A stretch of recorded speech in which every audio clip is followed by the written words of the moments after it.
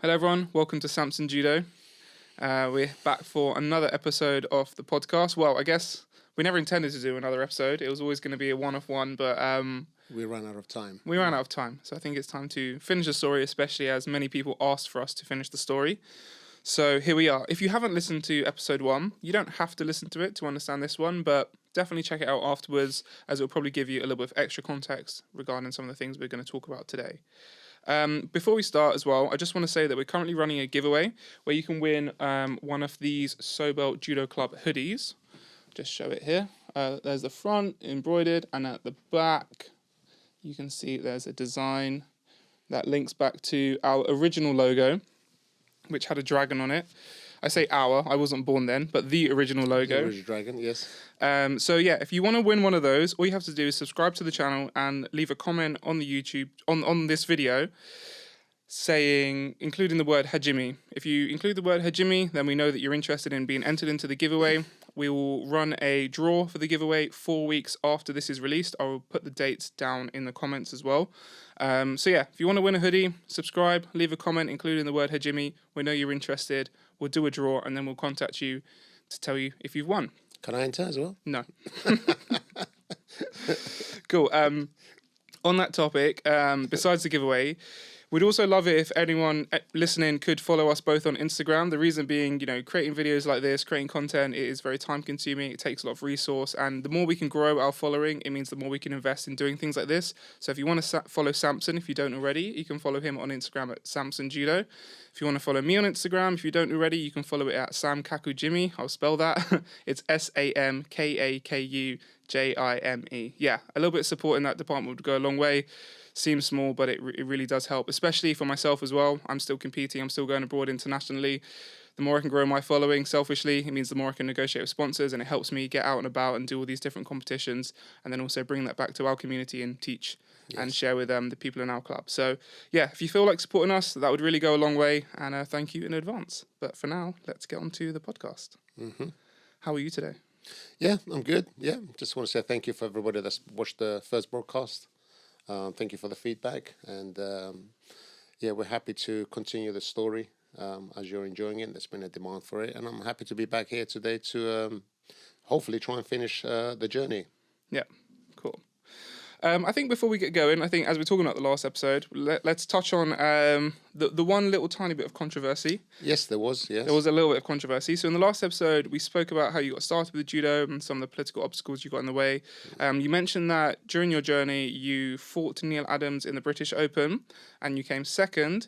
As people do today, they went and tried to find the results, and they couldn't find the results. And some people from a particular department of British Judo started to say that you were lying. How do you respond to that? Well, first thing is, what's the point of lying? I've had thousands of competitions. What do I gain by lying? I'm making a statement that's happened to me. I was 16 years old. I was spotted by Brian Chacks, which I believe he has confirmed that he remembers taking me to the competition, because we tried ourselves to find some records of it. That did happen. I was 16 years old. I did what I had to do. I took part in the competition. I don't know why there's no records of it.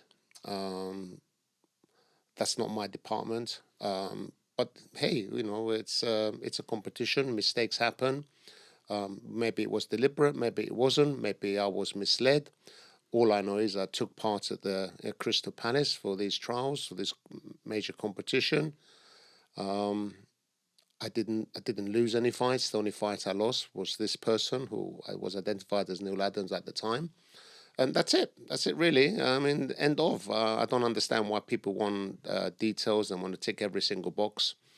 As I said, I was 16 years old. It's over 40 years ago. I don't know why they can't find any records. Do you think, could you have got it wrong? Is it possible that maybe you didn't come second and you were eliminated earlier? The thing is, I'd competed, a lot by then. And as a competitor, if whether you've lost or not. All I know is I didn't lose any fights. When you're winning all your fights and you come into the end and you're being told that you're fighting in the final, if there was some sort of a complicated system that they were using, and I was misled or given the wrong information. Hey, it happens, I guess. But it's not the end of the world. At the end of the day, it was an experience that I went through. I could only tell you what happened. On the administration point of view, I can't answer that question. So what can we do? Life moves on. Yeah, I think it doesn't change who I am, what I did. That's the truth. I think, so what? Yeah, I mean, it's possible that there was an error. It's possible that maybe you were given the wrong information. It's possible that you were eliminated earlier and you misremembered. The difficulty was, if you're eliminated earlier, you would have to lose. So without me losing, how can I be eliminated? Well, you did lose eventually. I lost, as far as I was concerned, in the final. Unless that wasn't the final. That's what I'm saying. I don't know. But I think it's, we can't dwell on this forever. It's over 40 years ago. I was a very young man. I'm not in control of the system. I'm not in control of the pull sheets. I don't know what happened. All I know is there was a lot of controversy. There was a lot of people against me. Maybe they did it on purpose. They took my name out. Who knows? But we need to move on. We can't stay like that forever. There's many issues in life that people always contradict. Today, millions of people die because people manipulate systems and bureaucracy and laws. Who the hell knows? But it doesn't matter, It's not going to change anything. Yeah, I agree. I think one drop in the ocean. Yeah, I think we're kind of beyond. I don't think this result makes or breaks you either. If you were there, if you weren't there, it doesn't makes really no difference. And to be honest, I think even if we did finally find those results, I don't think people will just find something else to pick on you about. Especially these people. These people have a very clear interest in trying to knock you down. So yes, nothing surprises me anymore. Yeah. I had my own organization attack me, so it wouldn't surprise me if the organization I went to represent attacked me as well. So it doesn't matter. It's what I am now that matters, and what I'm doing for judo that matters. Agreed. Cool. Don't think there's anything more to be said on it. No, not at all. No, I don't think so. Okay, cool. With that being said, and I will say, actually, you touched on it just now. I did speak to Brian Jacks, and he did confirm that he did take you to Crystal Palace, and he did confirm that you were a fantastic junior judoka. So we know you were in Crystal Palace at some point with Brian Jacks. Exactly. And that's as far as I got. I did speak to Hans, who runs Judo Inside. Shout out Hans. He's a very great guy and does a great job with archiving judo. He said he didn't really focus on archiving junior results. So just to say, we did do our own research. This is what we found out. But as we said, there's really nothing more to be said on this. No. It did happen, and that's it. Yeah, they take it or leave it. I'm here to tell my story. I'm not here to lie. Yeah. Maybe my name is not Sampson either. To be honest, I think it'd be a weird thing to lie about anyway. But anyway, we move on. It's done now. Okay, cool. So just to recap, the last time we were at the podcast, we spoke a lot about your involvement with judo and how you eventually became. We kind of ended on the point where you were connected to Cyprus and that little experience. One interesting question that came up was, you mentioned in the previous podcast that you were very inspired by Bruce Lee, but you ended up doing judo. So if you were inspired by Bruce Lee, why didn't you do any different martial art that was more Bruce Lee? Well, I was inspired by Bruce Lee himself, the fighting. I didn't understand that there was a different forms of fighting. When I was inspired by Bruce Lee, I liked the idea of fighting. I didn't identify to the style of fighting. I thought everything started from somewhere. So when I came across judo, as far as I was concerned, that was a form of fighting. I didn't actually know what judo was. It didn't mimic what Bruce Lee did. Was jump up 65 feet up in there and, do 350-degree turns, all that stuff. So I was just happy to do, as far as I was concerned, it was a martial art. Yeah. So I was inspired by him, but not the style. Did you ever explore? It's later on when I started doing judo and I was slightly introduced to Aikido and Kendo, and I'd realized slowly, as time went on, then I realized that Bruce Lee did a specific type of Kung Fu. Yeah, I didn't know what Kung Fu was. I didn't know what Kendo was. It was like learning a language. I came across one letter at a time, and slowly, each letter made the word, and the word made the sentence. And then in time, as I learned that judo was completely different to what Bruce Lee did, Kendo was completely different. Everything had its own identity. So were you exploring different martial arts as well? yes, once I'd realized there was a different form of languages, if I can just say, you know, martial arts and many things in life is like languages. There's different aspects to everything. We say sport. Yeah, I want to do sport. But then you realize, oh, there's football. Football's a sport.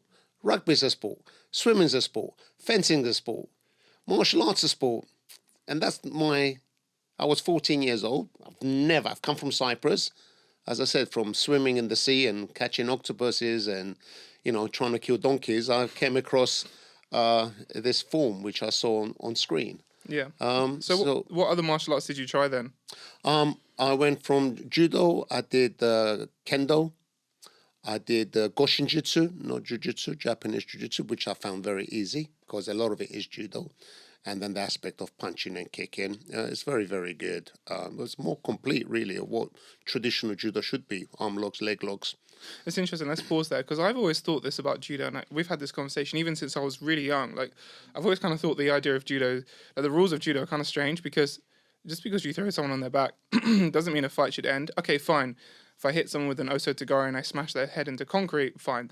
It might be over, but let's say landing on the back doesn't necessarily mean the fight's over. So I've always thought it's kind of funny how a lot of people will talk about judo as like self-defense or the samurai or fight to kill. Not that we should be trying to kill each other, but you know what I mean. But it's kind of funny how you land on your back and it's over, but it doesn't necessarily mean the fight's over. So I've always kind of felt that it'd be really interesting to see judo as more for submission-only martial art or an incapacitation only. Like, for example, you arm lock someone, that would incapacitate them partially because you break their arm. Therefore, it kind of makes sense to end the fight there. So I've always kind of explored this idea in my own mind, like that judo is incomplete in that sense because 100%. Yes. If it's self-defense, if it's a real-life situation, like why do police carry tasers or pepper spray? Because they have to incapacitate someone to protect themselves. Exactly.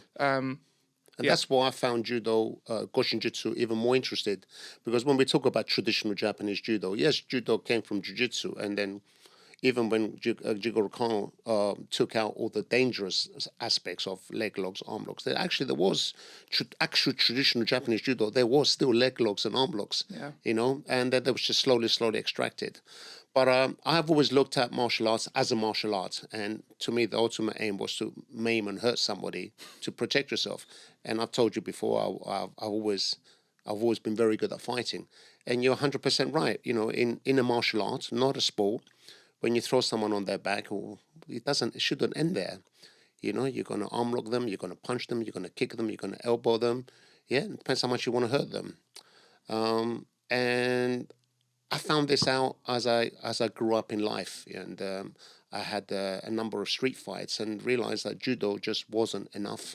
You can throw someone, you can knock them out, or maybe if they're not knocked out, you have to go a little bit further. So Goshin Jitsu to me was, more of a complete form of fighting. And then I also wanted to practice how to punch and kick, so I did boxing.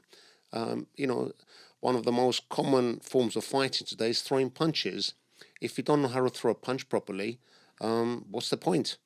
You're going to maximum efficiency, minimum effort is being able to punch properly.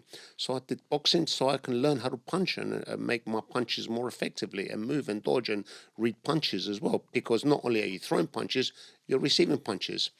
See, just doing judo is not enough. Just doing karate is not enough. Just doing boxing is not enough. Because in the street, and it's how you relate. Some people do martial arts as a sport, as a recreational. I always wanted to take this on the next level. I wanted to protect myself, like samurai.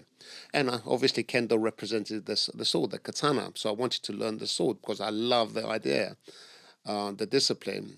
I did Aikido, which I love, even though Aikido I found quite weak. But the principle of Aikido, the movement, the circular action, the twisting, the turning, the dancing of Aikido, and the discipline, I found that I could implement that with judo because my judo style was what we call Kyushindo, and that the principle of Kyushindo is circular. And I found Aikido and judo. I just felt there was a connection, and I could implement it. If you look at a lot of my judo, there's a lot of Aikido in my judo, and I think by learning these different martial arts, and then I started to realize there were so many concepts of it, I can help each other. And it made me a better person, and it made me a better coach because I can see things from a different perspective. I can also be innovative and add techniques and skill and movements and principles. So I wasn't happy just being naive, just do judo. Obviously, it takes time. It takes a lot of courage. It takes a lot of pain. It takes a lot of energy. But I was prepared to do that because I didn't want to do martial arts.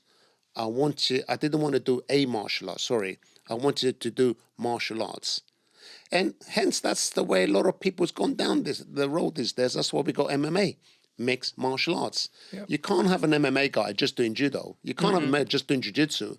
For you to go on that ring and compete, you have to learn a variety of principles of everything. You got to punch, you got to kick, you got to throw, you got to hold down.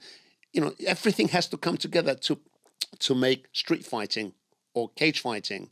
Yeah, I mean, I think I say this to people a lot. I think even if you look at just grappling, like let's extract like this striking for a minute.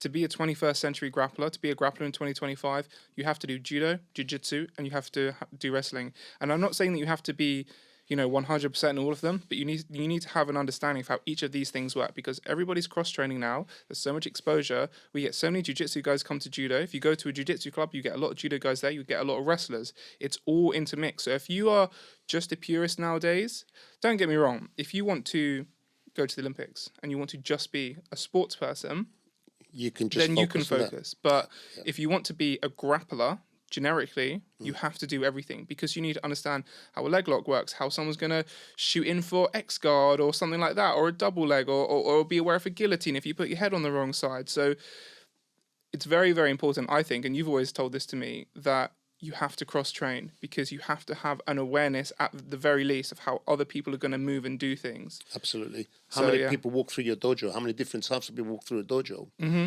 That's why the Sobell Judo Club, which is our school, is so popular because we promote 50-50. We do groundwork 50%, we do standing 50%.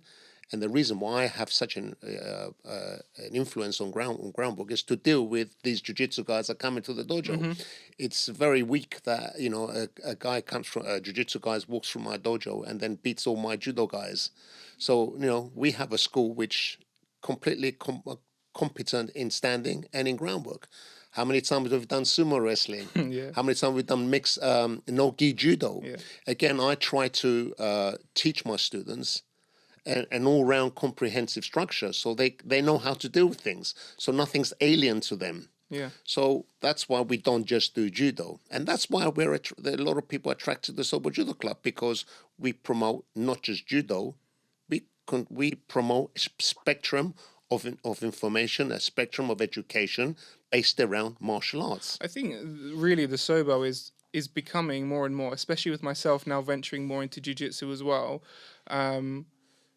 It's becoming a grappling club with a specialism on judo. Absolutely. It's a melting pot where all sorts of different grappling come together. I think it's necessary. Yeah, 100%. I think it's I feel when I look at judo now, it's a shadow of itself. Not only is it not growing, not only is it not developing with grappling and learning to defend itself against all these other martial arts, it's actually diffusing itself by doing less and less grappling, less and less groundwork, taking away a lot of fundamental aspects of judo like leg grabs and arm locks and strangles and no hold downs and not giving people the chance to develop these techniques. Judo's just become I reckon at the moment it's about 50%, 60% of standing. Even half the throws that you're not allowed to do anymore. So it's becoming a shadow of itself. And I do not see judo lasting if it doesn't reinvent itself, or not reinvent itself, bring it back to what we do. Yeah. I mean, we got 60, 70 people on the mat per session, every class. There must be a reason why that. There's a demand for knowledge. There's a demand for further transparency in fighting. You can't just, I don't know, the way I look at judo is, when you draw a picture, do you just use red? It's nice to have use different colors. Yeah. And if you look at different martial arts, there's different colors. then it becomes more exciting. It does feel that judo is getting stuck behind a little bit, and we saw the change in rules recently, where everyone anticipated that maybe they were going to consider bringing leg grabs back, but they didn't. They just, what did someone say? They brought arse grabbing back because you can drop for like a Osoto or Ochigaki, and rather than having a hand on the back, you can slip and basically put your hand just below the belt. But anything more than that, like Shido or something, it's strange. It's I think they missed an opportunity there, considering how big grappling as an art and jiu-jitsu and wrestling is getting. I think it was interesting that they decided to kind of dig their heels in and say, no, we're going to stay and still do this, even though they can see that the world doesn't want that. The world wants full, well-rounded grappling. It beggars belief, really, how the people in charge of judo are dismantling judo. They're blind. If I'm selling tea and coffee in a business, and if I want my business to grow, I'm not going to stop selling tea, and I'm not going to stop selling coffee. It's just selling milk. I'm going to add and add and add. The opposite's happening with judo. We're taking away. And to make matters worse, the rules are stopping people actually fighting. I feel like today when you go to compete in judo, behind the competitors, the contest is controlled by the table, not by the two competitors. It's such a sad way now that a competitor can lose to a bureaucratic decision without actually being beaten by their opponents. It's silly, and yet we're studying the art of fighting. This is not the art of fighting. I think it's ridiculous that I can go to the Olympics and lose by not being beaten because I did a silly technical error. I think, to be honest, people always find ways to game the system, like in any sport or anything you do. But I do think that there's quite a lot of fair in judo. But anyway, let's we were talking about the different martial arts that you've done, and you talk about how you like to pull in different elements from it. Yes. Is there anything that you found particularly useful from the different martial arts that you've done? Anything that stands out was like, yeah, I'm really glad I pulled this through to my judo? I think all knowledge is important. Everything you've learned, it will find its way to be implemented at some point. It may not be transparent there and then. I mean, Tai Chi Chuang, again, movements and the principle and breathing that's helped judo. I implement that a lot. Some of my exercises as well. My Aikido's played a very important role in the way I do transitions, in the way I move, and the realign techniques. Even my groundwork has a lot of Aikido into it because it's the way I enter techniques and strangles. It's hard for me to pick a point because when I'm on the mat teaching, coaching, that's when it comes in, instantly how I portray and teach. What about anything that you found particularly not very useful that you learned through these different martial arts? Anything that stands out as, you know what? Yeah, what is not useful at all, and I do apologize, is karate. Karate has absolutely no connection. It just doesn't stick with judo.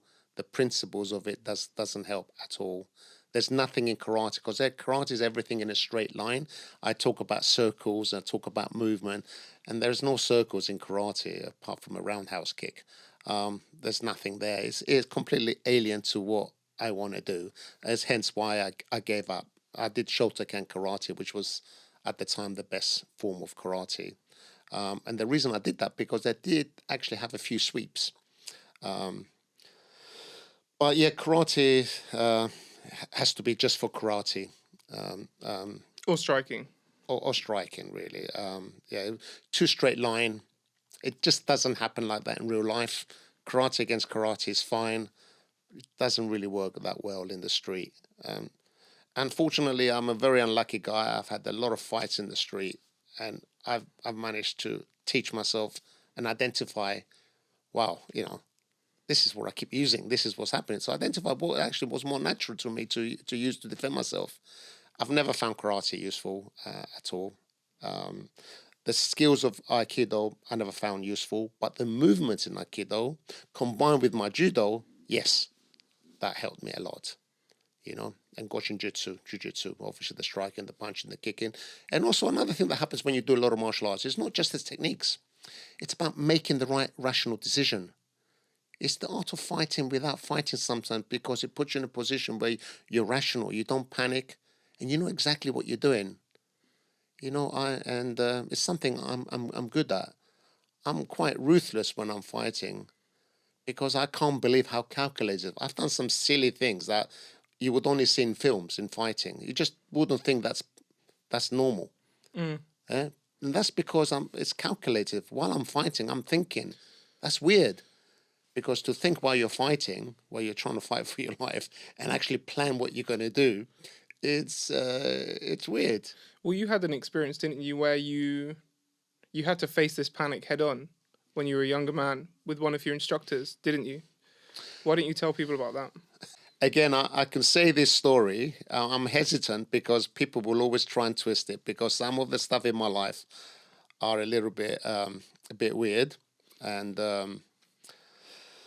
but yes, I studied Tai Chi Chuang, which is like Tai Chi, but it's form of weaponry with an amazing instructor at the time. I will say his name. His name was Mike Suketti, and he was the closest. I've told you I've always liked Bruce Lee, and when I met Mike Suketti, who came to do a demonstration at one of our national tournaments at the Sobell Leisure Centre, he just reminded me of Bruce Lee. What he did and how he did it, and his style and his behavior, I fell in love with him.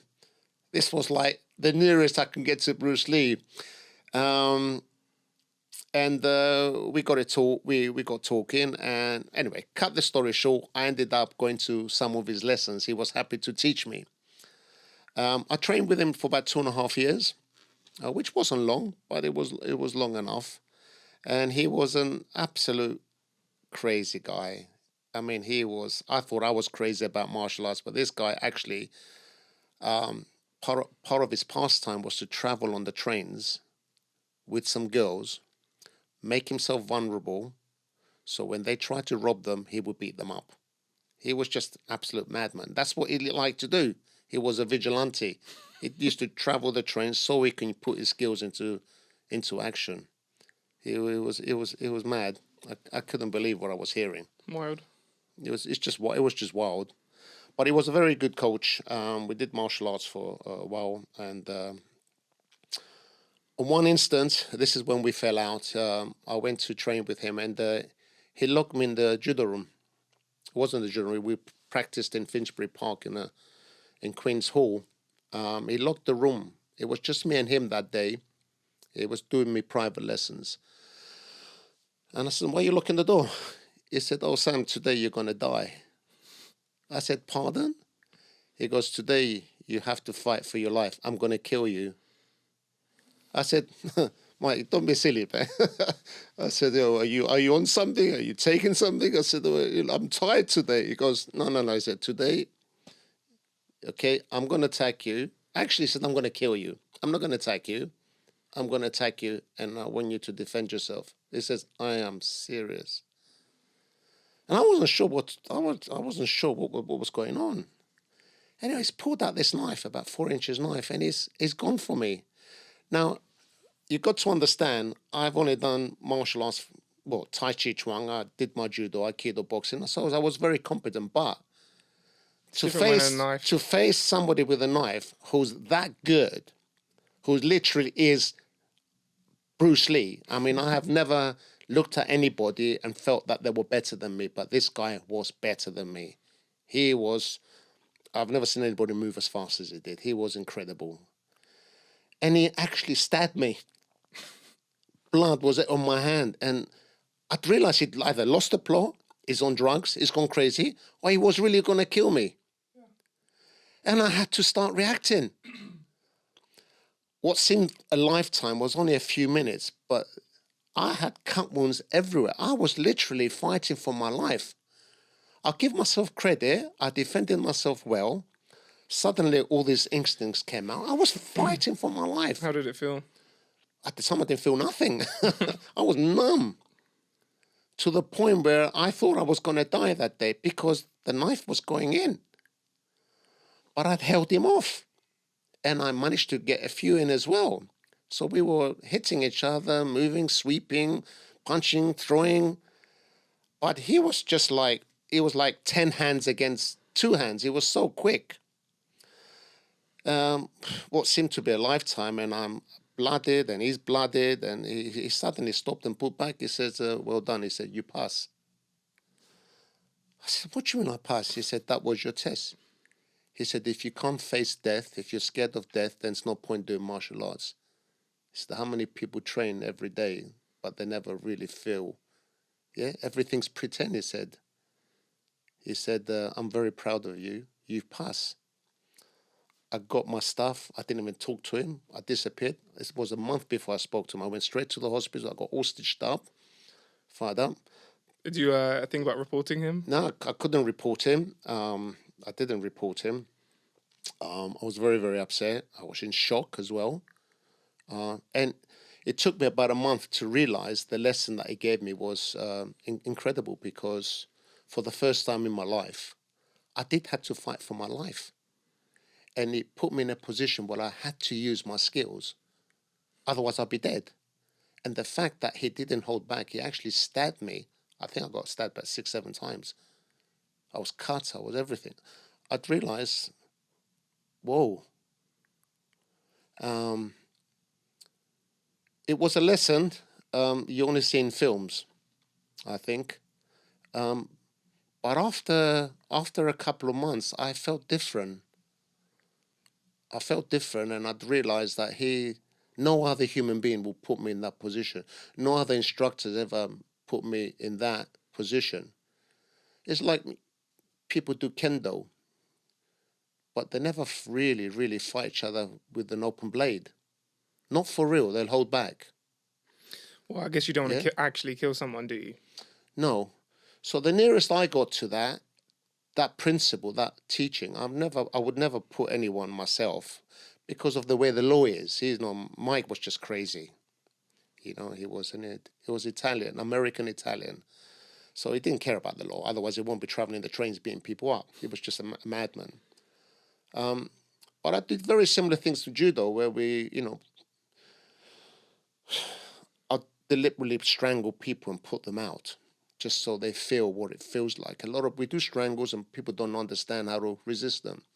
So in my school, I don't do it now because of health and safety, against where a lot of stuff are interfering with the way we train. I can. I don't know if you say this interfere. It's probably not good to knock people out. But it's good. It's good, because if you're a competitor and you want to learn martial arts, it's like doing boxing and not being punched in the face. What's the point? So if we got strangles and arm locks, you know how an arm lock goes, and you're going to tap. But what about a strangle? Again, you tap. Well, you mean you can feel it? You can feel you're going to pass out, but how do you feel like? How do you know how long you can resist it? We all think we can hold off a strangle and then we pass out. But a lot of people don't experience being passed out. You can do judo for 50 years and never actually experience being passed out. Well, I've never been. So I would deliberately pass you out. I'll deliberately strangle you. The probably pretext is you did it with people's consent. Yeah, they wanted to do it. I'll put you on my back. You'll have your hand out. And the idea was to walk around the dojo till your hand drop. If your hand drop, you're out. But again, it gave me another lesson there. I was teaching people how to revive people. So we would knock each other out, and then we would revive each other. So bad. Yeah? And if anybody wasn't revived, then I would take over and revive myself. So terrible. Again, remember the samurai wasn't just a samurai, wasn't just a fighter. Samurai was someone who was also knew how to put joints back together. I mean, there are stories of samurais ganging up together, attacking people, dismembering the arms, dislocating the arms and shoulders, and then someone else would go and put them back in charge of their feet. I don't think that's true. That's true. This is what I heard. I read this book once, and that's what they did. So a good martial artist and a good coach or teacher who's running a class, forget about first aid, okay? First aid is good, but in the olden days, we would I can put every bone in your body back. I can put your ankle, your knee, your shoulder, and you've seen me do this. Well, you put my shoulder back in. Yeah, I'll put everything back. You're not supposed to. No, well, not in but again, I guess the problem is if you do it wrong, then you're liable. But I mean, I'm not going to sue you. So well, I was fine. Yeah, I separated my always AC do it joint. with people's consent, because if your shoulder pops out at judo or any martial arts, let's be honest. By the time you're taken to hospital, by the time you're seen 6-7 hours later, they're going to do what I'm going to do anyway. But by then, your muscles, your tendons, your ligaments are frozen. They've solidified. And you're going to cause more damage putting it back 6 hours later, where I've been on the mat, where someone's shoulders popped out, I put it back straight away, and he continues to fight. And it still goes to work the next day. So I understand what they're saying, but there's a flip of the coin is our emergency systems are so slow. Why wait 6-7 hours when I can put it back in 2 seconds? So do you think they should teach that in first aid courses, how to put joints back in? I think they should, but there's all this health and safety. What if you put the shoulder back and you trap a nerve? Well, it would hurt. It's all this, and they're going to sue you. Everything's suing. It's all this rubbish. We didn't have this in olden days. And it's only this country that does this. When I travel around the world coaching and teaching, they laugh at us because we have insurance. They said you get injured, you get better. There's no such thing as insurance. There's no insurance in Cyprus. There's no insurance in Bulgaria or China. There's no insurance. It's just us. Everybody's scared of everybody, and they're stopping us function. But anyway, as I said, I try to bring those elements of ideas into what I do. So if you come to my class, there's a good chance I will put you out because I want you to experience. You may not like it there and then, although from my experience, people love it. There's the most beautiful feeling in the world when you've been put out and come back again. Okay. It's a great feeling. Really is a great feeling. He doesn't actually knock people out the Sobell. I actually did it a few months ago. We put out one of my customers in my shop. Oh my God, yeah. I run a barber shop called Sampson's Cuts in Highbury. And one of my customers is very intrigued in what we do. And he wanted to know how it was to put him, how it felt to be strangled. So I strangled him, put him out, then brought him back. He loved it. I know I should have been encouraging this, no, but you shouldn't. You only do this. I don't recommend it. I'm very good at bringing people back, and I'm very good at putting people out. So yeah, I mean, let's just say I have fun. I've never been knocked out. What? Yeah, and no. But everyone that I know Maybe that has Monday. been knocked, nah. You did ask me once. I remember we were training together, and you're like, "Do you want to put you to sleep?" And I was like, "No, I don't want you to put me to sleep, thank you." But it's good to know. But everyone I know that has been knocked out does say it feels really nice afterwards. Everyone's like, "It's the best sleep you'll ever have." It's lovely. It really is lovely. Yeah, nah. Maybe when I'm off the mat for a bit, but maybe when I'm back on the mat, you can knock me out. Okay, cool. Now we know.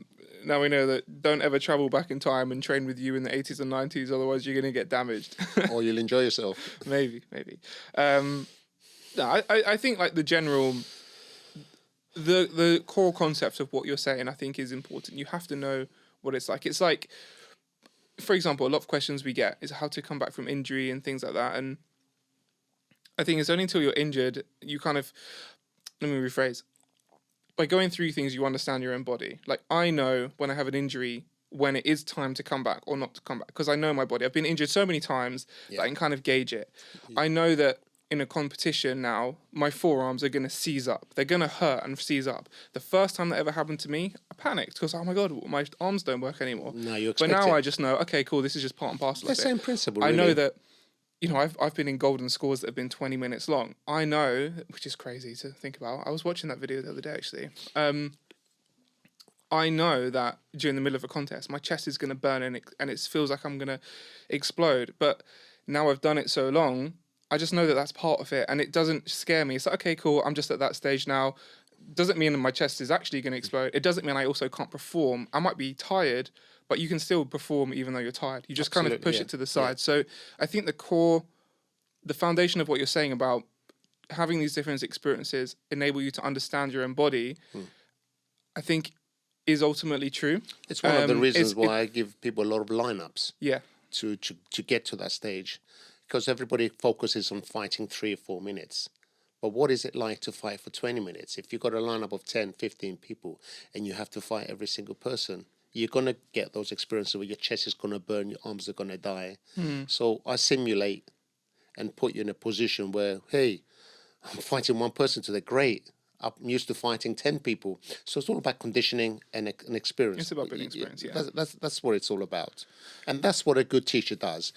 And unfortunately, that teacher can only be that teacher if he himself understands what he's trying to do. If you haven't experienced it, you haven't been taught these principles, these fundamental principles of coaching, That's why I always say you can't teach a teacher. A teacher becomes a teacher for the journey that is participated in. And Yeah. you can only teach what you know. If you don't know, you can't teach. Yeah. And I that's the think difference. I think there's like a few things as well, because some people will sometimes, I sometimes see it on like forums and that, where people are saying, oh, how do I pick the right judo school to go to, and like how do I pick the right instructor? And I think it's not always as clear cut as this, but generally someone who's been around and done things is more than likely going to be a better teacher than someone who hasn't, because it's about drawing on experience. And I think that a lot of people fall into a trap of thinking, okay, just because I've done this coaching course and I've got this qualification, this certificate, that makes me a teacher. And it's not really about that. It's about having a deep and meaningful journey and experience, and trying as much as possible, putting yourself out there, competing, traveling to different clubs, training with different people.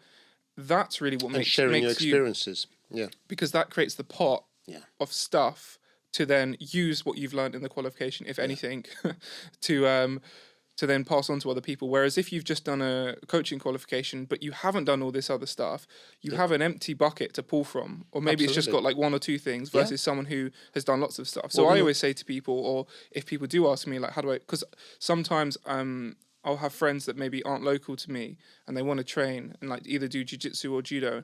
Like, one of the biggest advice I'll give them is just look for a coach who's done a lot of stuff, who's someone you can research or see in action or has competed, or you can see that, like, you can see someone, like, for example, if you Google you, stuff will come up. If you Google me, stuff will come up. If you Google this person and nothing really comes up, I wouldn't say it's a red flag, because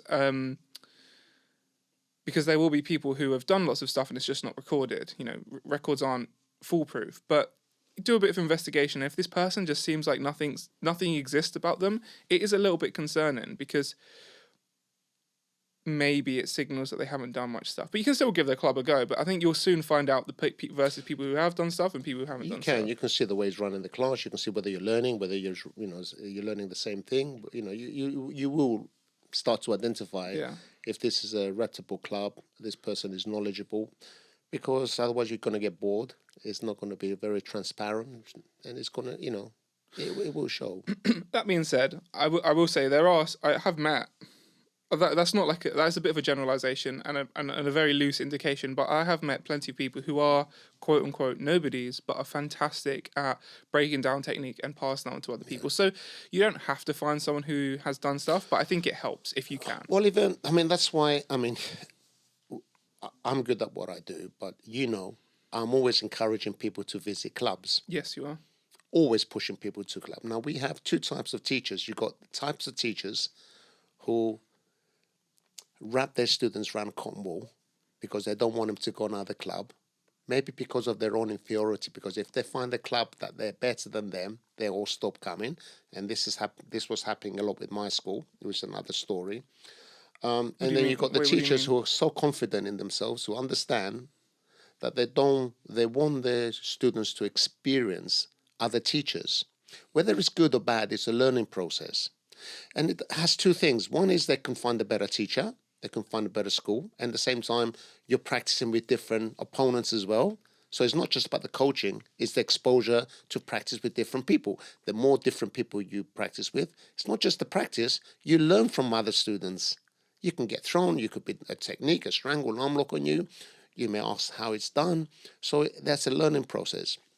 So that's really, really important. And at the same time, it could actually identify how good your own club is. If you're traveling to all these different clubs, all these different teachers, because if you know nothing else but your school, how do you know that school's good or bad? Yeah. You need something to compare it to. So by visiting other schools, you understand how good your school is or how bad yours is.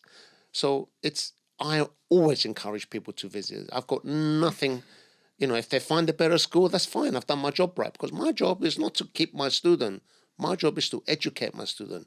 And if it means he goes to Japan or wherever, all around the world to study, I'm happy with that. I'm really, really happy with that. That's my job.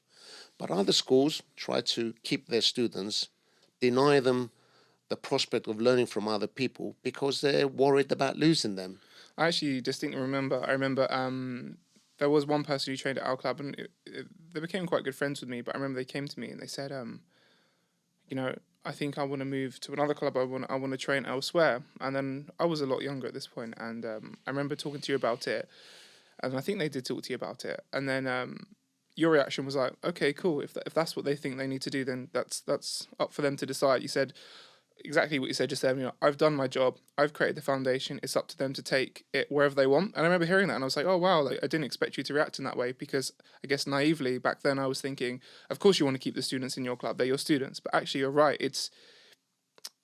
Teaching's not about you. It's about them, and it's about pushing them into whatever journey makes sense for them. Absolutely. Because there's also the thing where we may have the best club, let's say, whatever that may mean, but they may just find another instructor who, on the outside, maybe the club doesn't look like a better club, but maybe the instructor just connects with them slightly more. And that's also totally fine. It could be another school that works less as hard as us. It may suit their environment and their capabilities, even though we do look after and tailor make our sessions to help people. For maybe he doesn't like my face, maybe he doesn't like the discipline. Some people like to plod around. We've seen it many clubs where half the session people stand around and talk rather than train. We're a serious club. We're a martial art club. They train. They don't even drink water. Maybe they want a club that they can have a drink. I don't allow people to drink for my own reasons. So, there's many reasons why. But as long as I put the seed and I water it and it starts to grow, whoever takes that seed and wherever it wants to go, I'm happy with that. I've done my job. I've introduced them to judo. I've taught them judo, shown them the basics. I always get a question sometimes, Sam, what would you do if one of your students actually beat you? And my action is, I'll congratulate them. Because if he beats me, that means I've done my job right. I'm not the type of person to have an ego, get upset. I'd love my student to better than me. It won't happen, but if they did, I got some videos. if it did, yeah, I'll be very happy with it. Yeah. Us coaches and teachers, that's what we do. Is a more in-depth way of thinking than just running your club as a sport, or as a lot of people do, just financial gain. Yeah. So it's good to visit clubs. It's good to integrate. It's good to explore, whether in your country or different countries. You'd be surprised how many different approaches. We can have 3 people learn exactly the same as everyone else, but they'll all be individuals because they'll interpret things. That's when we teach. I teach everyone Tai Chi. Everyone do Tai Chi differently. Everyone's different. I like to think of techniques as a blueprint, really. That's all it is. It's a guideline. It's a guideline. It's a guideline. Even between us, right? I am literally made from you. Yeah. You've taught me 99% of what I know about judo, but our Tai Toshis are different because I'm slightly taller, my body moves in a slightly different way. And I'm better looking. You are better looking, yes. We'll leave a poll and we'll ask the audience to see who they think is better looking. And no, but I think it's right, and I do think on the topic of coaching, a lot of coaches try to impart the perfect way to do this technique. This is the only way to do it. And I think sometimes students take that and they'll come to me and they'll say, Sam, like, am I doing this right? Or like, oh, it doesn't look like your dad's one or your one. It's like, it's okay. It's your one. I said, the main thing is you've got the general principle down and you're getting the person on their back. That's good. That's okay. You're going to refine it and change it based on your own experience, how you're comfortable, your height, how your body works. Some people have different limb lengths, for example. Like me and another person can be the exact same height. Maybe they have a slightly different leg length, and that's going to change the way the technique works for them. So this concept of having the exact way to do a technique is completely wrong in my opinion. It's a technique is a blurry guideline, and you should shift and shape it depending on how you interpret it, how the other person interprets it, how they like to move. Yeah, as long as the fundamental principles are there, the shape would be determined by the body and the way and the speed and the entry that you come across. So, 100%, definitely. Yeah. So on the topic of coaching, actually, and now we've moved on here, we've spoken a lot about you as an athlete in the previous podcast and a little bit just now. But how did you start to make this transition from athlete to coach? I know it was kind of gradual because you were teaching a lot as a young man anyway and helping out. But I'm talking about the point where you actually took over the Sobell and became the main coach there, or one of the main coaches there. Well, even though Alan, which was my coach at the time, was there, myself and 2 other instructors, we took the leading role. We were younger, we were running, and he was very proud. So we were literally running the school. And then I didn't intend to be a coach. I was just helping. I was always helping my instructor. I was very loyal, and people were asking questions, and we help out. That's what you do. And I think all it happens today. Any downgrade, if instructor asks them to help, they'll help, or mentor a lower grade. But I ended up having to take over the Sobell Judo Club when my instructor just decided to vanish one day. Alan decided not to come back to judo. None of us knew where he went. He just completely So he didn't tell you, didn't give you a heads up? didn't tell us. He just completely disappeared. So myself and the other two instructors kept running the club as we kept waiting for Alan. We couldn't find him. We didn't know what happened. Many months later, we found out that Alan had gone to Peterborough. He had some contacts up there, and decided to open up another organization, his own organization. I think it was called the Sampson Judo. He had this idea to open up an elite organization, which was based on very old traditions, and he wanted it to be the best of the best of the best. This was his image. So he started this organization, and he just turned his back at the Sobell Judo Club. And Did he ever tell you why? he never told us why. He did come back to us after 2 years. He walked in the dojo, and obviously we welcomed him. And then he explained to us he'd opened this organization, and he wanted us to come on board. He was asking me if I want to come on board and help him with this organization. He told me his ideas, which sounded sound and correct, and he wanted this elite organization. And he was inviting me to go and wanting me to be the main examiner, the technical instructor of the organization. I understood what he was trying to do. I was upset that he disappeared for no reason, but this was Alan. He wasn't a very extrovert guy. He did things as he felt like it. Anyway, I decided to support him, and the Sobell Judo Club joined the Sampson Judo Club. I did not know this. I left my organization, the BJC. I didn't know this.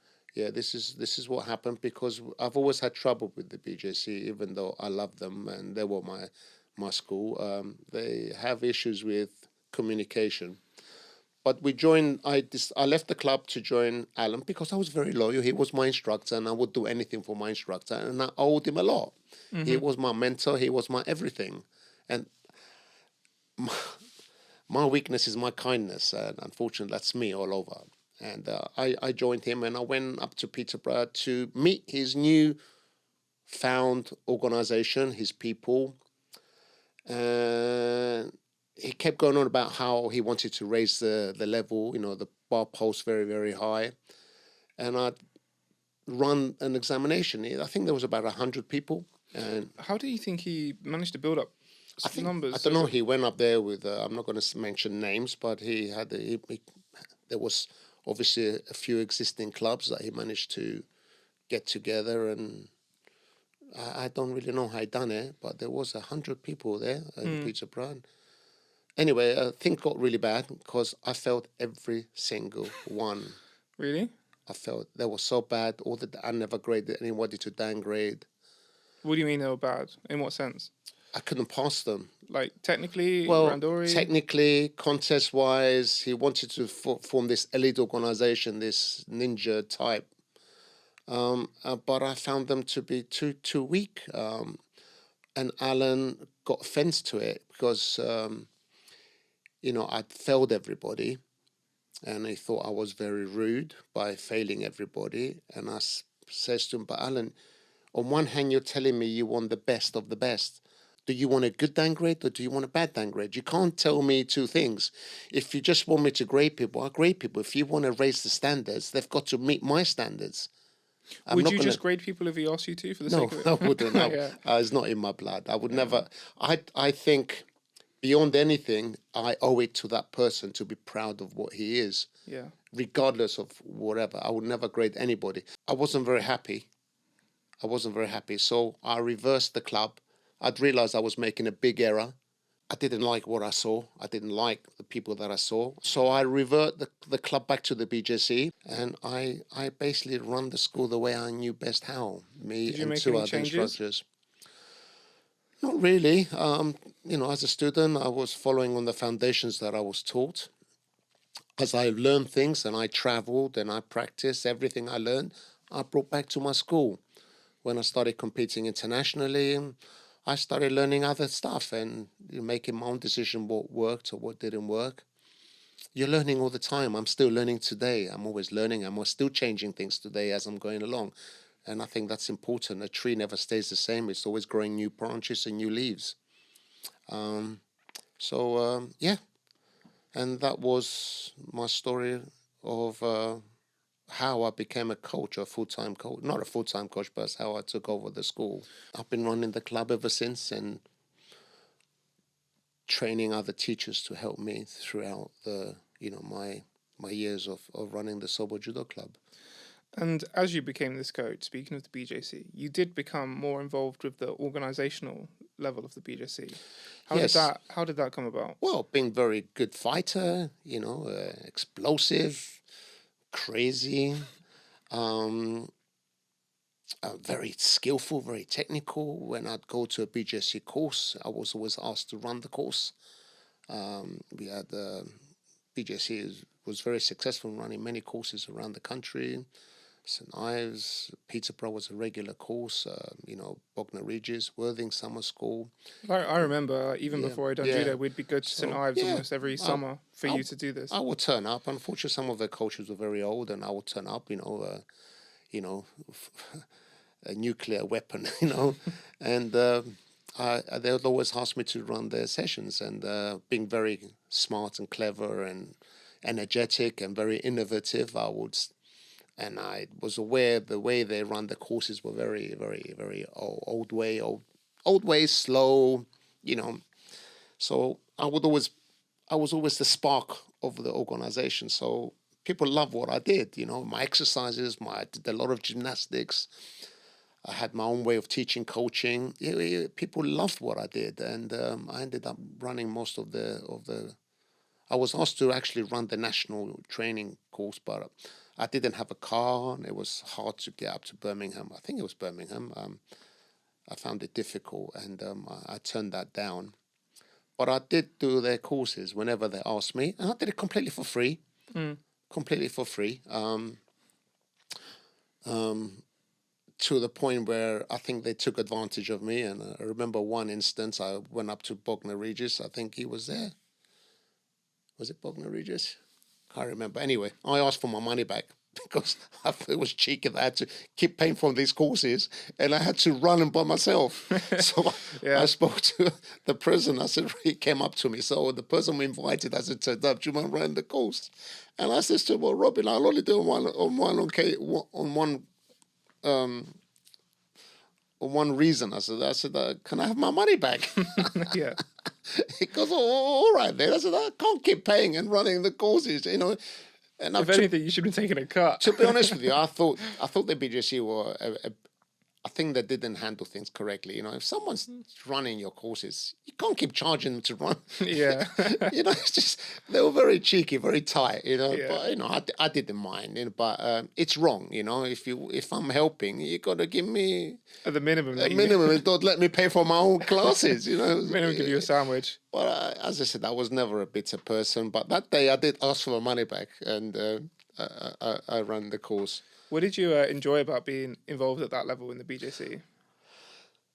I love the BJC. Again, it was always being very loyal. Nice bunch of people. They're all characters, whether they're good, they're bad, they're ugly. It's the people you know. It's the only place I knew. The concept of running traditional judo was exactly what I wanted. I felt at home, but they were difficult. They were difficult to deal with. In what sense? Well, they were not always. I think they use you a lot, and that you don't see much return. They're not very nice. They're always rude, and What do you mean? even though they know who you are, what you are, and how much you do for them, how loyal you are, to be hey, I went to the competition once and I was point 0.5 of a gram heavier than I should be. Point 0.5. And I asked them to take my socks off, and they wouldn't let me take my socks off so I can weigh. I would have got under the right weight category. I'm not going to mention the person, but I had a lot of trouble with one particular person who was a very, in a high position of the BJC, and for some reason he just did not like me. Because I was very vocal and I did stand my ground and I wasn't going to get pushed around. It's just little things like that, or he'll stop you and say, I'll say, "Good morning, Mister." He said, "When you address me, you've got to call me Mister." And I'll say, "Sorry, mate." I said, "For me to call you Mister, you've got to earn my respect. You haven't got my respect. You don't force your authority on me. I'm not a white belt. I'm not a yellow belt. I'm one of the officers of your organization. And if anything, you need to talk to me with a bit of respect." It was a tick for tack for power, even though I was never after power. So we had this ongoing thing all the time. And there was a lot of controversy within my school as well. I was being attacked, not supported. It's one of the reasons why I ended up leaving the BJC and forming my own organization. Not intentionally. What I happened? was actually forced out the BJC because I was running my school, which was very successful with nearly 200 students. And then a number of my senior instructors left my school and formed up their own schools around outside London area. The BJC, the Sobell Judo Club, was a fantastic school, and it was very independent for many, many, many years. We would be teaching under traditional Japanese rules. We were teaching under the grading structure of Kenshiro Abe Masutaro Tani, which was the system that we used all our lives. But because it was just one school in London, we basically did whatever we liked. But we used traditional judo, and What do our you mean you grading did it? structure, our grading system, our examination were based on what we could. What do you mean you did whatever you liked? Well, what happened, we did what we liked because we followed basically what Alan taught us. So we had this grading system that we knew was part of the BJC. What happened? The BJC changed their grading system, which we didn't agree with. We didn't like the grading system. So we continued to use the old system. So we didn't adopt the new system because as masters in our trade, we didn't agree with the structure of the When you system. say we, is it just you or other instructors too? Myself and two other instructors at the time. I don't want to mention names, but it was collectively we decided that this is stupid. We can't do this. This is a much better grading system. What about it was stupid? The order of techniques, the principle of techniques, it was mismatch. It just wasn't right. People, there's a element of skill that you need to develop at each level as you develop in judo, and the techniques didn't flow very well. It's like wearing clothes that don't match. It didn't match. What are you trying to say? Yeah, We just didn't agree with it. We didn't like the syllabus. It Yeah. was silly. It was silly. And at the time, we can grade up to brown belt. And I was 15 years old, and I can actually recommend somebody to downgrade. As long as I send a report off to our president, Robin Otani, then he has the final say. So I'll say, this person has done his lineup. This is what he's won. Pull sheets, Ippon, Wazari, whatever. He's done his kata. These are the results. He's done his theory. He's done everything. My recommendation, as well as my other instructors, we recommend him to you. We're happy that he's reached the level. And then if Robin said no, not happy, then he doesn't get graded. If he said yes, then we would award him the grade that was approved by the BJC, by Robin Otani. So this was when I was 15 years old. Later on, this continued for a while. We continued to grade people. The BJC changed their syllabus again. Wanted to change the syllabus again. And then I was asked by our technical director at the time, was a Japanese guy called Akinori Hosaka, Kodakan 8th Dan, wonderful technician. very good man who always recognized me as his technical director. He valued my knowledge. He valued how I thought, because I'm a very dimensional thinker and I'm very good at putting things together. And I know my judo, and he recognized that. And he always used to go around saying, "My teacher is Sampson." So whatever he did, he shared with me. We would phone each other up. We would meet each other at national courses, and he would give me his ideas. And he would never actually make a decision unless he spoke to me. So I was like his financial advisor. So we agreed on a number of things, and he valued me very, very much. So he asked me to put together a grading syllabus. There was a lot of people doing a grading syllabus, but he wanted me to put a grading syllabus based on the ideas that we both agreed. So this was like almost like lots of different people were putting a bid to have their exactly. their but he accepted. He said, between you and me, it's what you and me say. He had more faith in me than people that didn't know. So I spent about 6 months putting a grading syllabus together, which we believed was the right way forward, an updated version, a correct version, which took in mind not just the syllabus itself and the content, but also time restraints, because we identified that, for example, someone who has 200 students, we can all make a syllabus look very complicated, and we can spend half an hour on each person, but it's got to be functionable. It's got to be done. Anyway, I put a syllabus together, and I went to the trouble of actually filming the syllabus, put it on CD, which I showed Akinori Osaka. He loved it. We presented it in one of the national courses in St. Ives. They all sat down and watched it, everything, and I was under the impression they were going to adopt it, because that's what they wanted. They wanted a syllabus of credibility, a syllabus which was structured, which had a development plan on it. I was very, very happy with it, and I also did something more than anyone else, because I had the syllabus and I had the booklet which represented the syllabus. So the student could read and watch in action. So he had You're referring to the video you made? I was referring to the video, an educational tool as well. So I wasn't happy just a piece of paper. If somebody had to do Taitoshi, transition Juju Gatami, it was nice to see it all in action. So I wanted to set the standard how it would be. Anyway, I'll cut the story short. It was thrown out. Why? I think because they didn't understand it, or the people that were in charge just didn't want any change, or they were scared they couldn't do it. I really don't know.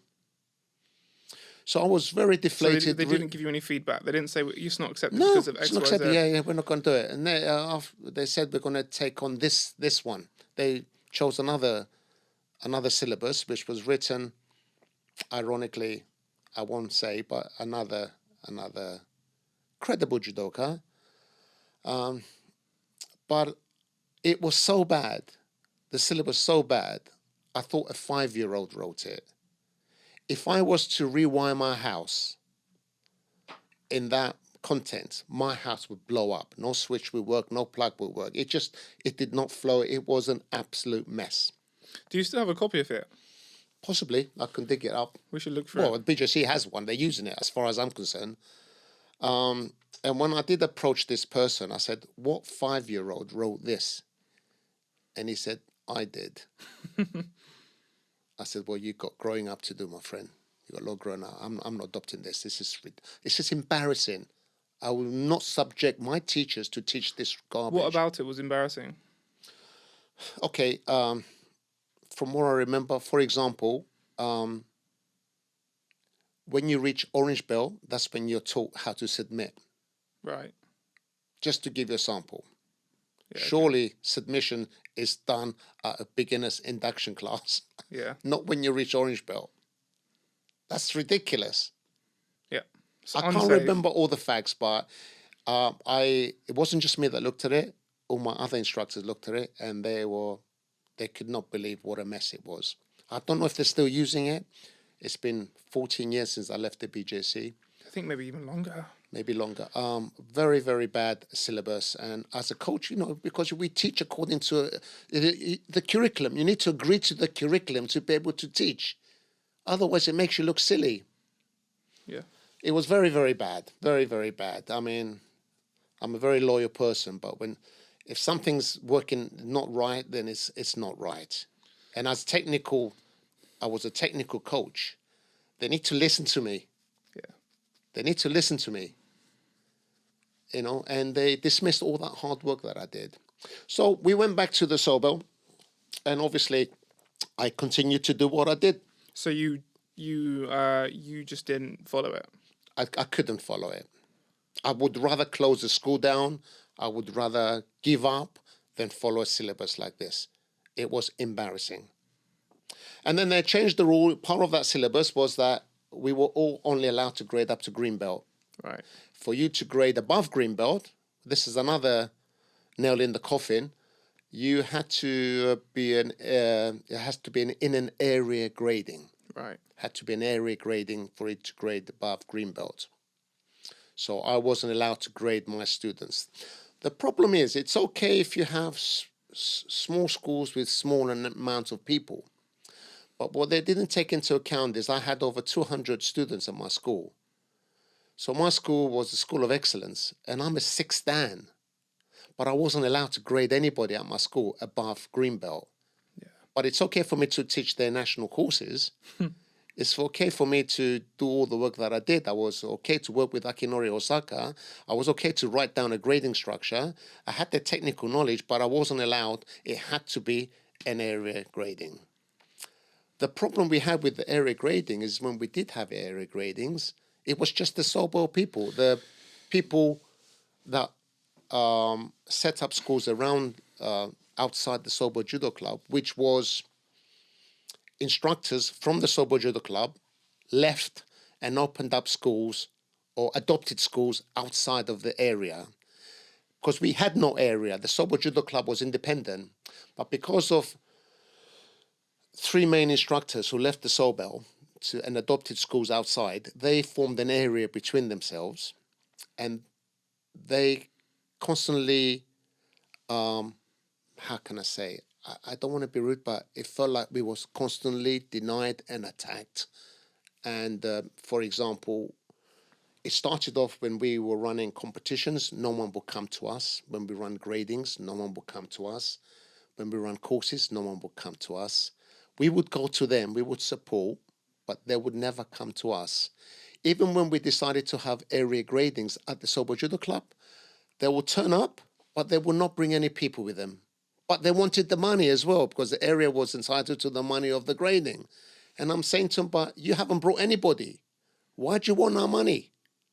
Surely you're allowed to have a share of the money, pending on how many people you bring. So we had 4 or 5 schools that never brought anybody. And we said, well, this is not an area grading. This is a Sobell Judo Club grading. Just because you guys turned up, I want people. The whole idea of an area grading is to get children and adults to fight with different people, especially in contests. So anyway, it got worse. We also tried to go to their area gradings, and this is unbelievable. When we got to their area gradings, no people again. It was like we was constantly felt how can I say, attacked. It was like a deliberate, what's the English word? Isolated. We felt isolated.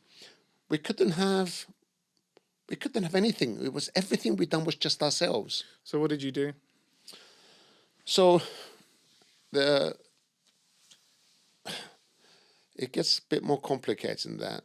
I tried very hard to comply. I tried very hard. We continued to function on our own. When you say you tried to comply, what do you mean? Because you just said that you weren't following the grading syllabus that was set out. Yes. Right.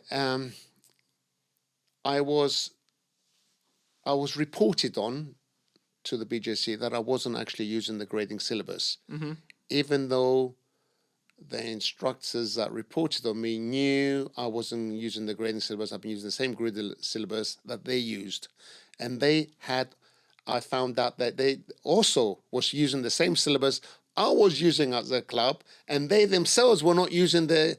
So you were using the old syllabus. They were also using the old syllabus. But they reported you. But they reported me for not using the syllabus. They started to attack me and Why? try to make me look like a maverick, make me look like a bad person. Why? Huh? Why?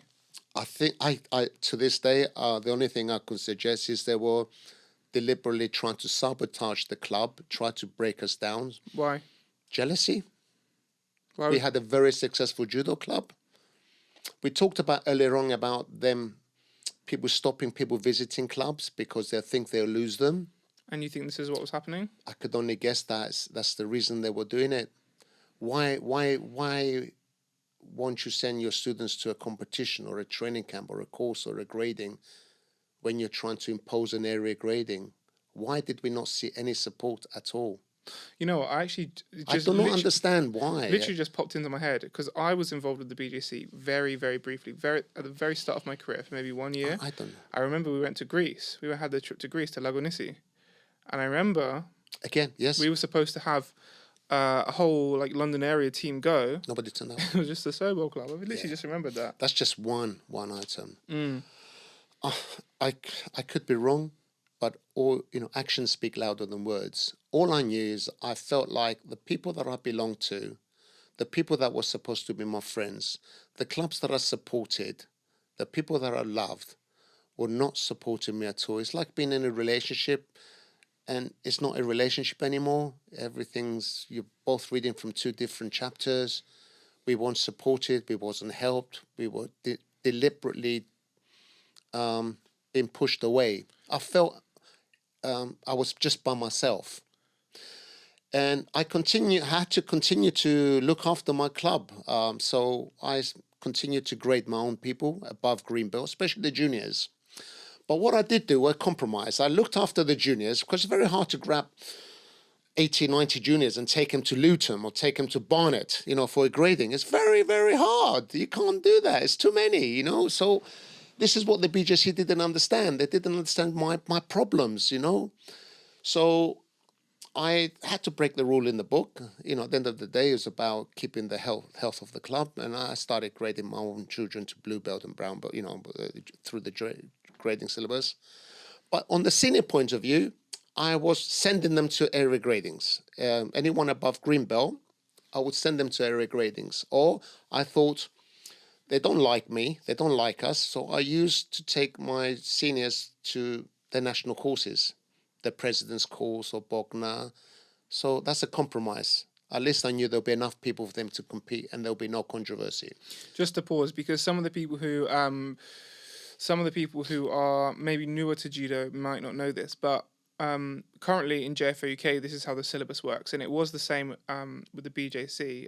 I believe it's not the case with the BJA, but for, let's say, us and the BJC at the time you're talking about, I don't know what it's like now, you have to fight for every grade above green belt. So you would have to take a lineup for blue belt, a lineup for brown belt, and of course a lineup for black belt. Exactly. And the same goes for juniors. So if first blue tag lineup, second blue tag lineup, there's always lineups anything above green belt. So Yes. for people wondering why a blue belt needs to fight, that's why. So, Yeah, so and you need the numbers. Just thought I'd clarify that because some people Yeah. might be like, what are you talking about? But yeah. So that's I why. got over that obstacle by taking to the national courses. Yeah. One of my students, her name was Elena, a teacher, and I taught her judo as well as her two sons. It's a whole family doing together. We'll cut the story short. On 3 separate occasions, we tried to send her to an area grading. She was attempting for her a brown belt. So on the 3rd occasion that she tried, When you say tried implies failure. So what happened? Did she fail the grading? no, she didn't fail the grading. The area failed to provide her with a grading opportunity. Right. In what sense? What do you mean?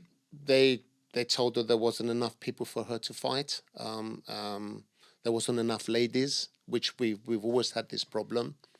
On the last occasion, they actually relocated where the grading was without telling everybody.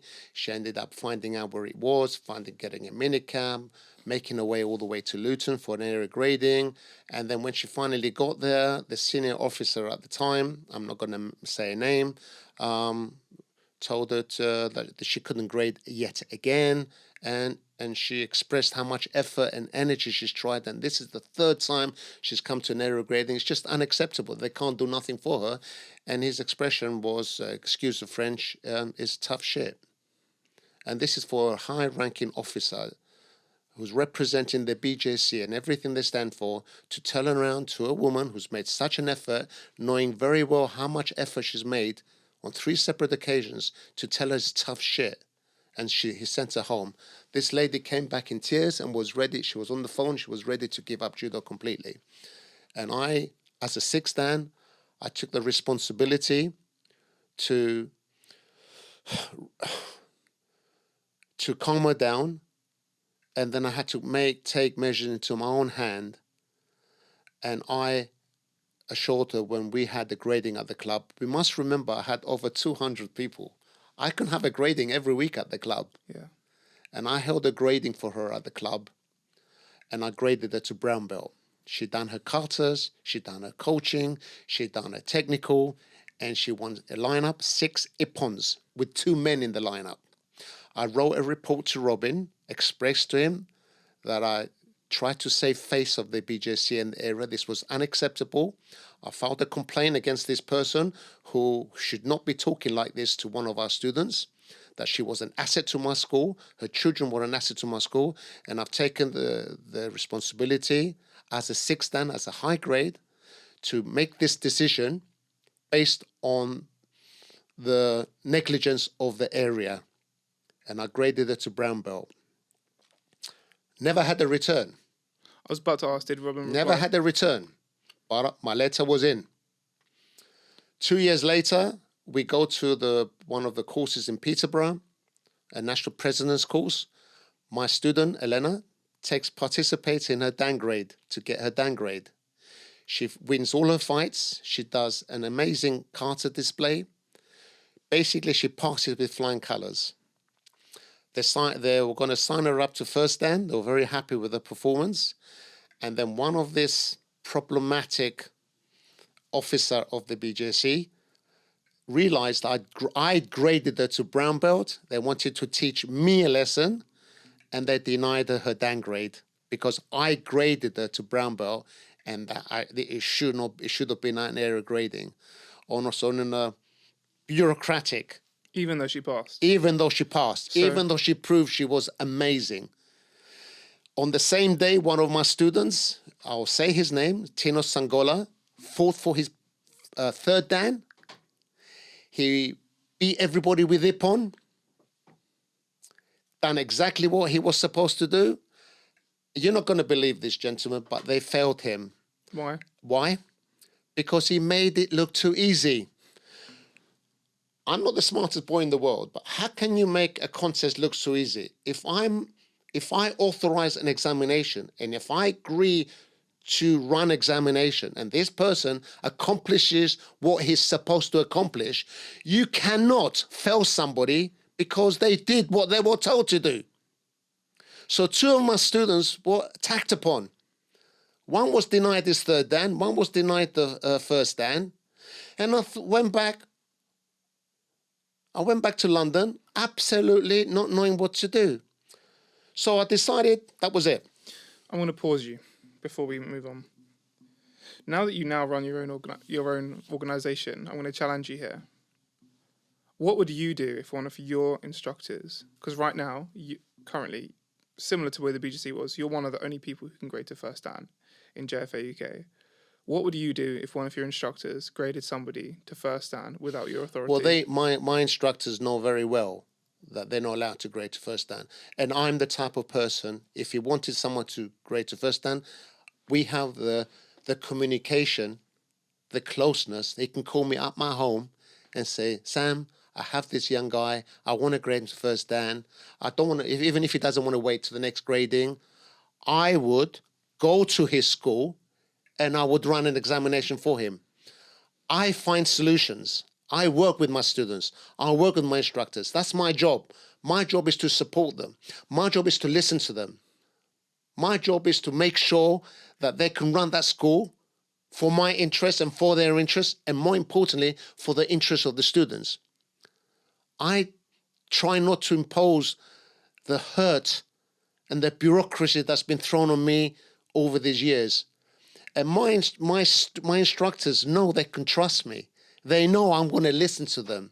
No instructor of mine will grade anyone to 1st Dan. not without my consent, my authority. And I will always, always answer back to my students. But in the 14 years of running JFAUK, nobody's ever asked to, no one's ever done anything out of line. Why? Because I'm accommodating everybody's needs. I'm there for them 24/7. We have this friendship that they can call me anytime.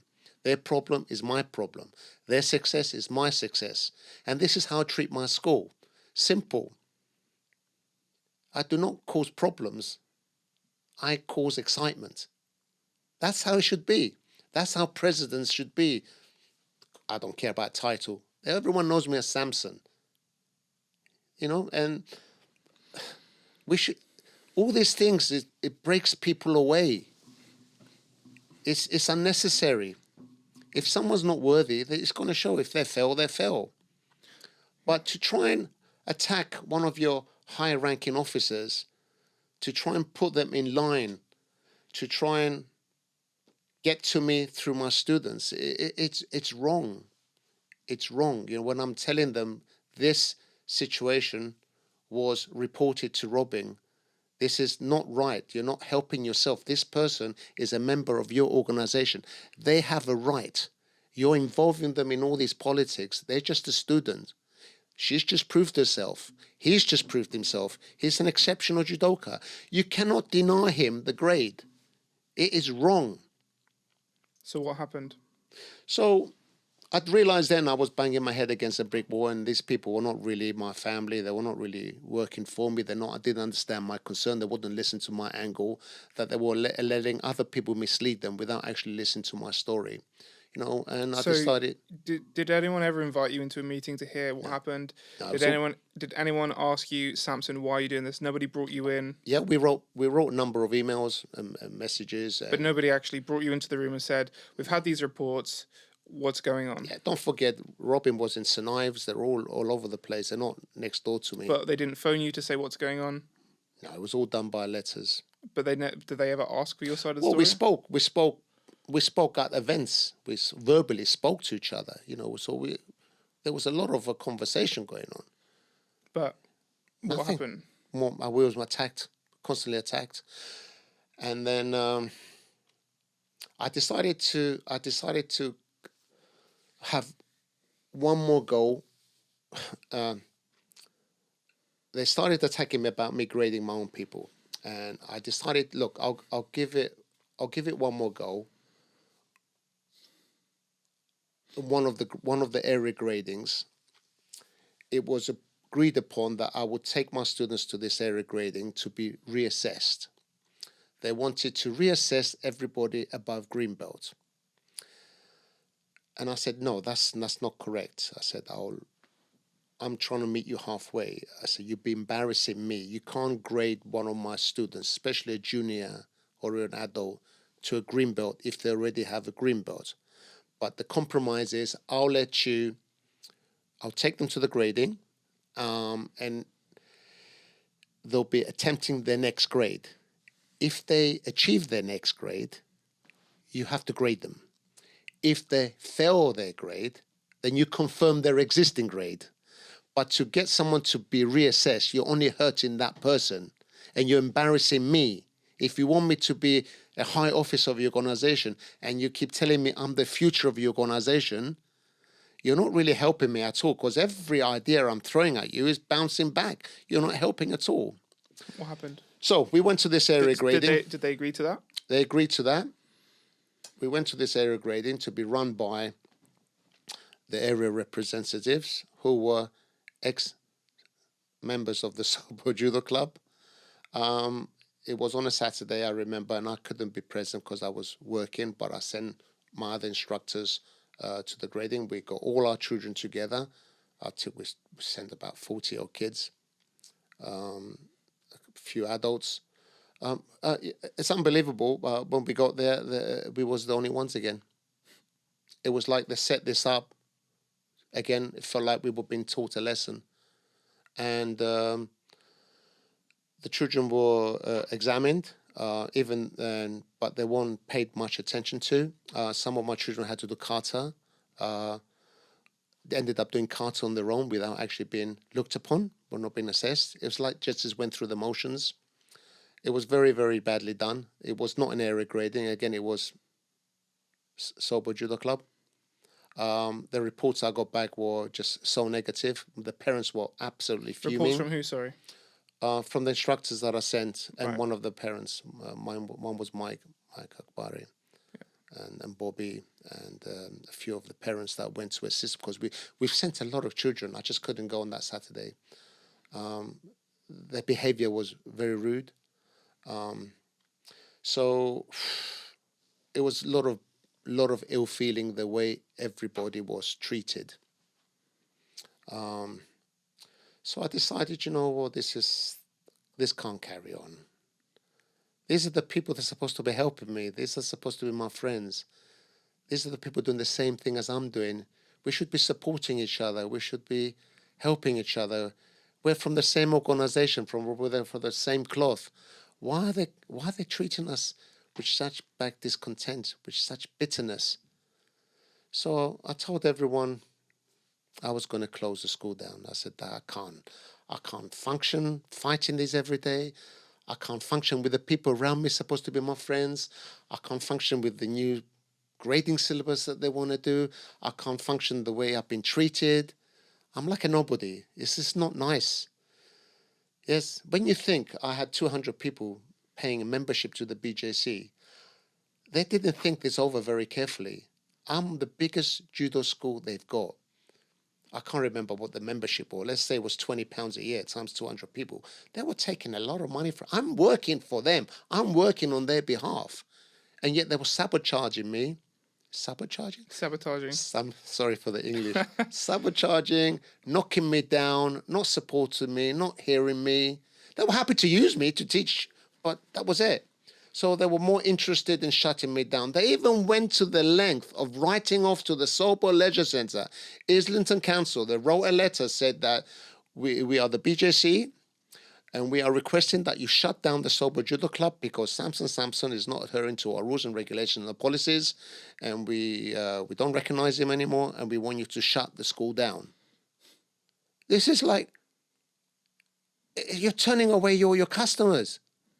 You want to shut me down because I'm grading juniors to a blue tag and a brown tag. Are you really crazy? You would not believe this. So the Sobell Leisure Centre wrote back. They approached me and told me what happened. And they wrote back and said, thank you for your letter, but with respect, there's only one authority we recognize.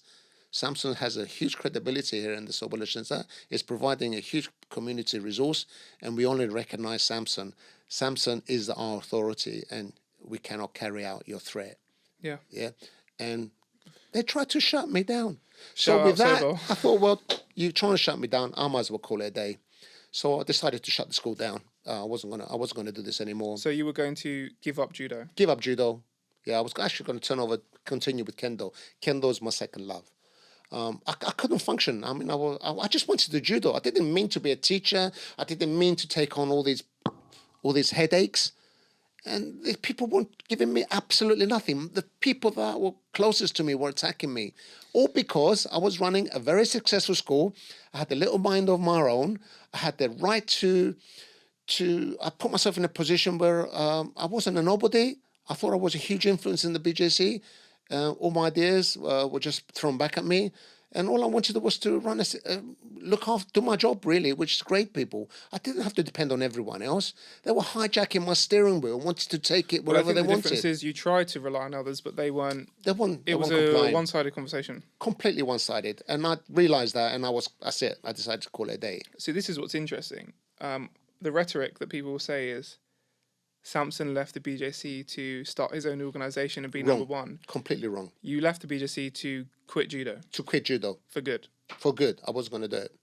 And what changed? I had phone calls. Some of my students got together and we had a meeting. And they said, Sam, we've been thinking, we don't want to lose the school. The reason why we do judo is not because of the BJC. It's because of you. And the way we look at it is everywhere we go, you're the boss. You're running everything. You're the one that's doing the judo.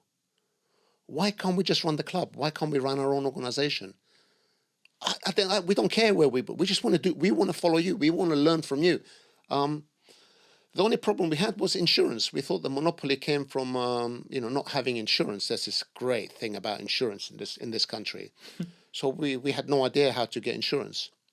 So one of my students decided to approach a karate guy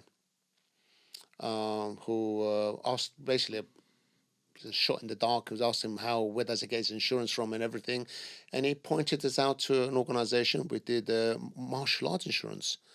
So they had particular criteria. So we approached them, we explained to them the situation, and they'd heard of us. They knew of us because the karate man was practicing in my dojo, and they accepted us. So we managed to find an insurance which was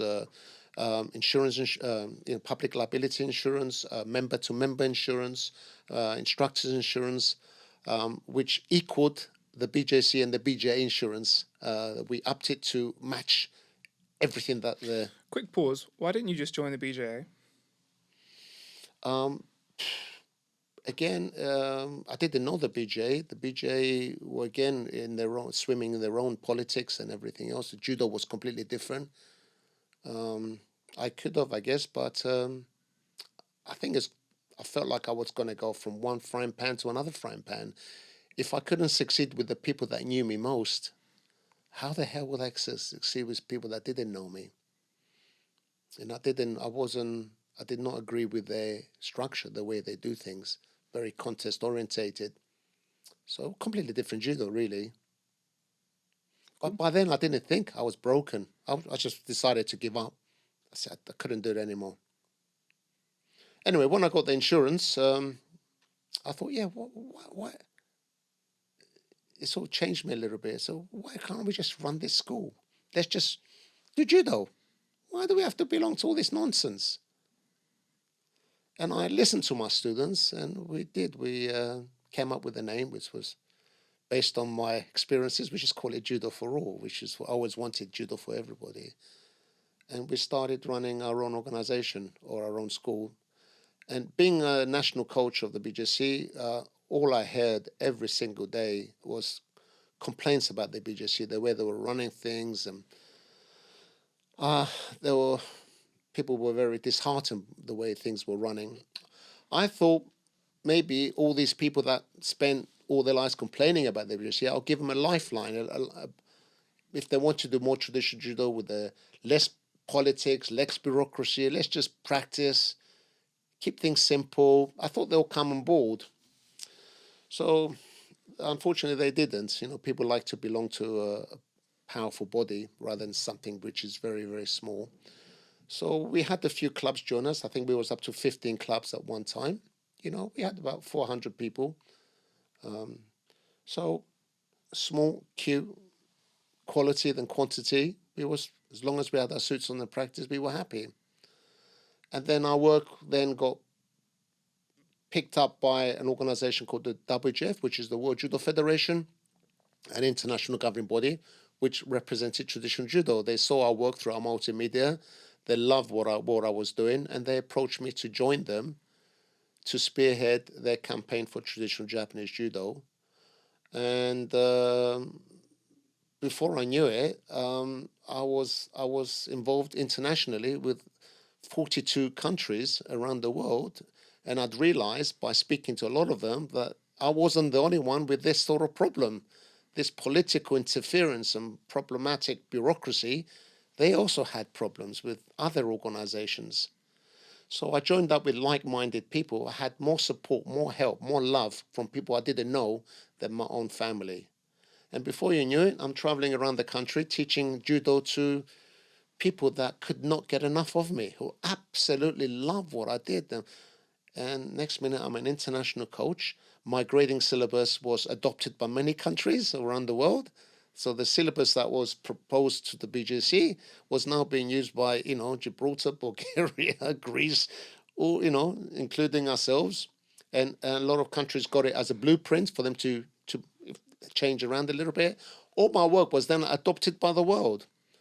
And I, because of my international work and my recognition, I was upgraded to 8th Dan, and now I'm a 9th Dan in recognition of my work and contribution to judo. So, because this is another Quite a lot there. yeah, you skimmed over a lot, but yeah, I think this is the grade is an interesting one because again, when it first happened, a lot of this clique in British judo. Again, let's not name names, but there's a little squad of familiar names who like to chat shit about you. Attack. A lot of people say, "Oh, you graded yourself to 8th Dan." So, did you grade yourself to 8th Dan? Not at all. Who graded you to 8th Dan? 22 red and white belts, including 2 9th Dans, the World Judo Federation. Okay, so international recognition for my incredible judo, my innovation in inspiring people and helping people develop the judo in the world. And what about your 7th Dan? What happened to that? Skipped. You skipped it. I went straight from 6. The reason why I never got my 7th Dan is because of the problems we had with the BJC. Because I wouldn't, in their eyes, come in line. They used that against me, that I would never, ever get my 7th Dan if I didn't become a yes, sir, no, sir, thank you, sir, 3 bags full, sir, yes, master, mister. Because I wasn't that way, I was held back deliberately because I wouldn't. My principle was stronger than a grade. The grade is nothing. I need to have that value for myself. So I decided that was the highest I will ever go, and I kissed it goodbye. But I was going to stand my ground, stand on my morals. Mm-hmm. So I didn't care as long as I was doing judo. Does it really matter if you're 7th or 8th Dan? As long as you can do judo. I have a lot to say. I have a lot to say about grades myself, but care. we haven't got enough time to exactly. get to that. I've seen 8th, 9th Dans can't even tie the belts properly. It made no difference. Doesn't mean anything. It's who you are as a man and what you know as a human being, which is important. You know, you don't demand respect in this world. You earn respect. And if my students and my people looked at me and respected me, that's the ultimate goal anybody can achieve. Yeah. Not many people can, have that respect. I didn't care, so I kissed the 7th Dan goodbye. But when I did all this work and we did all this international traveling, I was above 7, 8, 9. I was above everyone else. We had 22 red and white belts, and I was the only person demonstrating. And my skill proved itself, and my knowledge, my car, everything I did. So when they graded me, they said 7th Dan is not enough. We needed to bring me more in line with. They compared me to Alfredo Vismara, who was a 9th Dan, and Alfredo himself said, if I could grade you to 9th Dan, I could. This is what you are. Because you and Alfredo became quite good friends, didn't you? Very close friends. Not many people admire in judo technically, and he's one of them. Vismara and his brother Giuseppe is also Dai Nippon 9th Dan.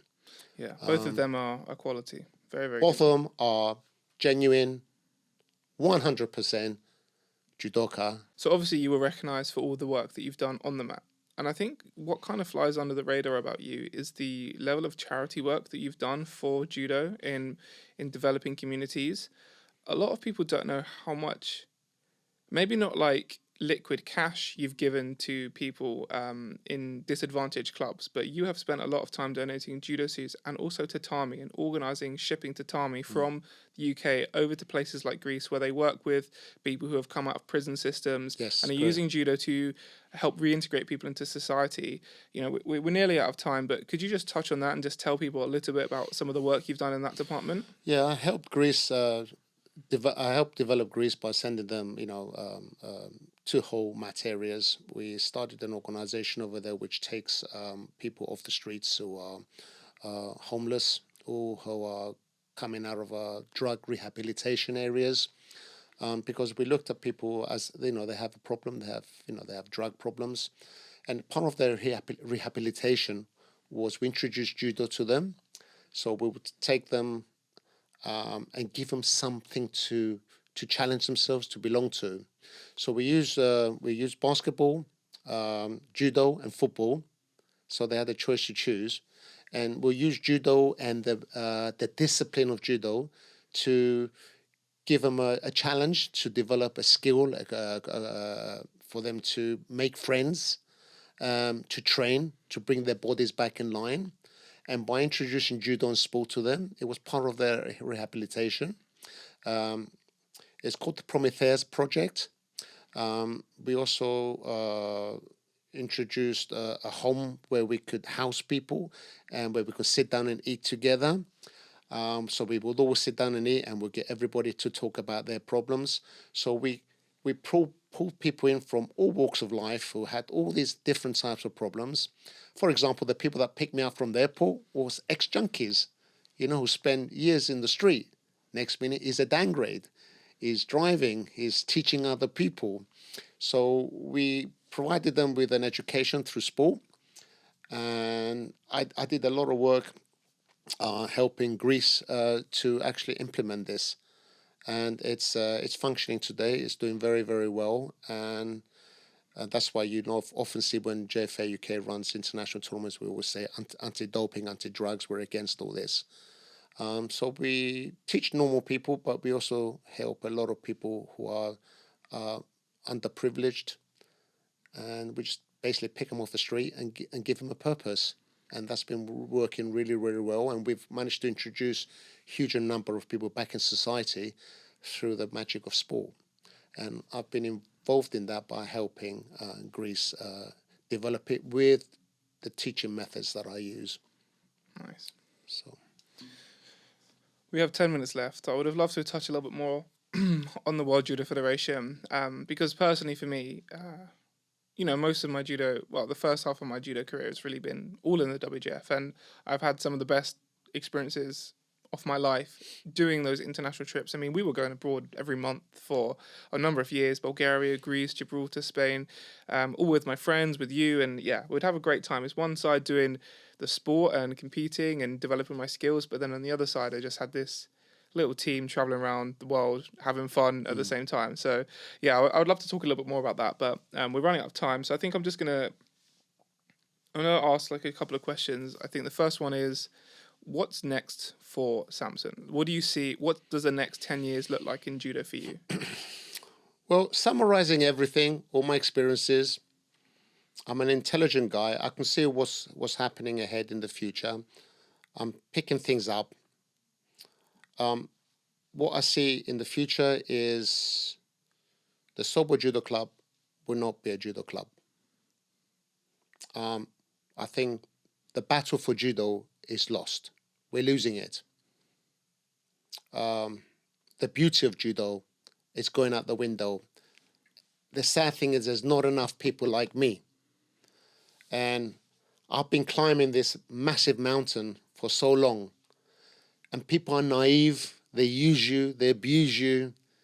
Everybody's selfish. I just can't get it to grow.